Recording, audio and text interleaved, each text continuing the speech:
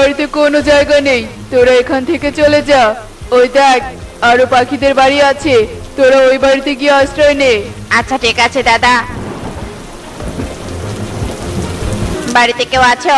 দরজাটা খোলো, আমরা যে খুব বড় বিপদে পড়েছি। বাড়িতে কেউ আছো? তোমরা কোথা থেকে বৃষ্টির মধ্যে আসলে?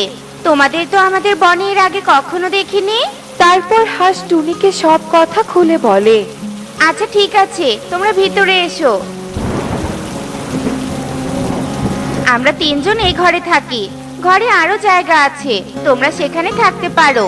সত্যি তুমি অনেক ভালো পাখি। এই কালো পাখিরা দুইজন ঘরে থাকে, তবুও আমাদের জায়গা দেয়নি। আর তোমরা তিনজন থাকার পরেও আমাদের আশ্রয় দিলে। সব পাখিরা তো এক হয় না হাসি, আর বিপদে একে অপরকে সাহায্য করতে হয়। আজ তুমি বিপদে পড়েছো, কাল তো আমিও বিপদে পড়তে পারি।